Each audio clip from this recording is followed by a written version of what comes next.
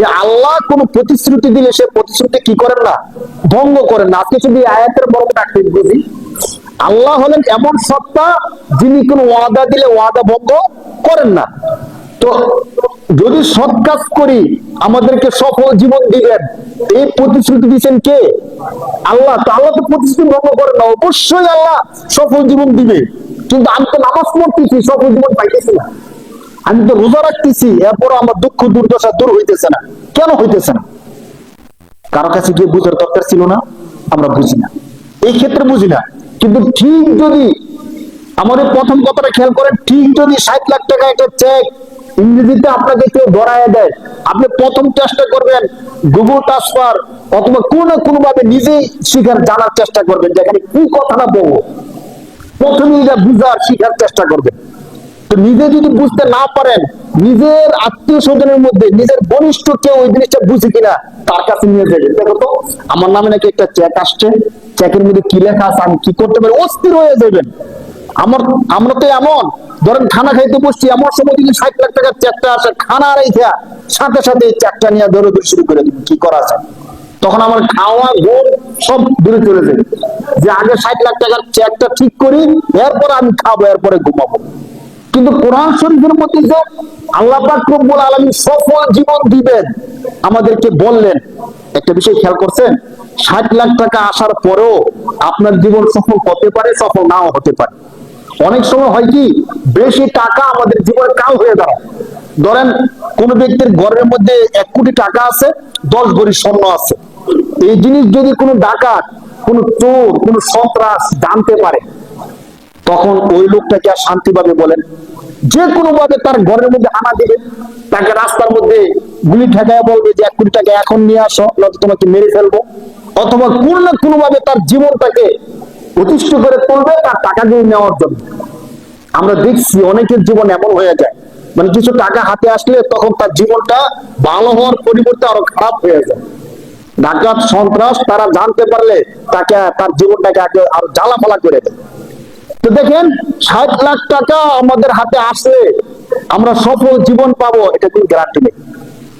আমার জীবনটা সফল হতেও পারে, নাও হতে পারে।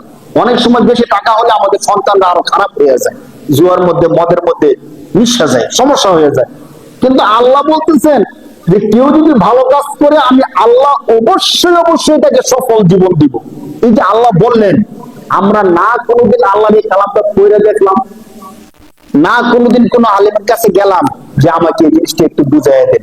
দেখেন যখন আল্লাহ পাক রব্বুল আলামিন দুনিয়ার মধ্যে আদম আলাইহিস সালামকে নামায় দিবেন, তখনই আল্লাহ পাক রব্বুল আলামিন ঘোষণা করতেছেন ইবিতুনা জামিআ ফাইন্না ইয়াতিয়ান্নাকুম মিন্নি হুদা ফামান তাবিআ হুদায়া ফালা খাউফুন আলাইহিম ওয়ালা হুম ইয়াহজানুন।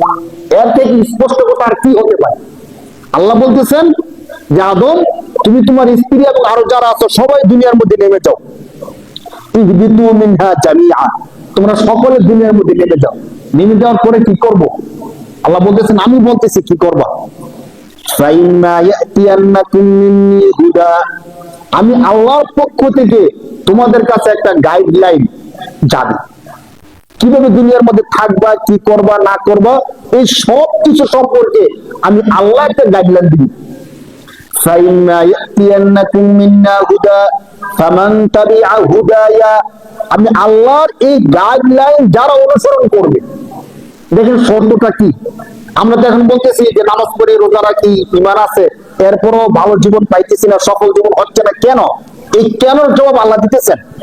ফামান তাবিআ হুদায়া, শুধুমাত্র যারা আমি আল্লাহর দেওয়া গাইডলাইন অনুসরণ করবে, ফালা খাউফুন, তার কোনো ভয় নাই, ওয়ালা হুম ইয়াহজানুন, তার কোনো চিন্তাও নাই। বলেন সুবহানাল্লাহ। অথচ আমাদের জীবনে দেখেন চিন্তারও শেষ নাই, টেনশনের শেষ নাই, ভয়ের তো শেষ নাই নাই। মনে হয় যে কোনো মুহূর্তে যে কেউ মেরে ফেলতে পারে। আর আর্থিক টেনশন, পারিবারিক টেনশন, সামাজিক টেনশন তো আছেই আছে, নিয়মিত লেগেই আছে। অথচ আল্লাহ বলতেছেন আমি আল্লাহ যে গাইডলাইন দিব, এই গাইডলাইনের অনুসরণ যারা করবে, ফালা খাউফুন, তাদের কোনো ভয় নাই, ওয়ালা হুম ইয়াহজানুন, তাদের কোনো চিন্তাও নাই।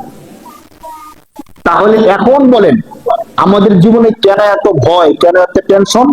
আল্লাহর কোরআন অনুযায়ী আমরা আল্লাহর গাইডলাইনকে ফলো করি না, এই জন্য আমাদের জীবনে টেনশন পেরেশান।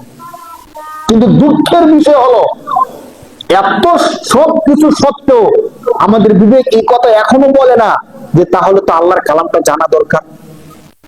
যেই কালামের মধ্যে এই কথা আছে, যে ব্যক্তি এই কালামটা জানবে, এই কালাম এই কোরআন অনুযায়ী জীবন যাপন করবে, তাকে আমি আল্লাহ সফল জীবন দেব।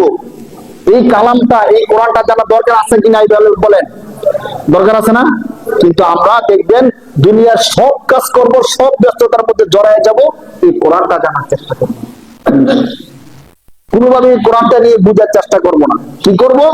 ওই যে কোরআন আরবি হয়তো কেউ তাবিজের মধ্যে বেঁধে গলার মধ্যে ঝুলে রাখবো, অথবা কোন কবিরের যদি বলে যে পৃষ্ঠাটা স্থিরে পানির মধ্যে চুবাই চুবাই খান, পানির মধ্যে দিয়ে দিয়ে দেখবেন সে পানি খেতেছে সুস্থতার জন্য।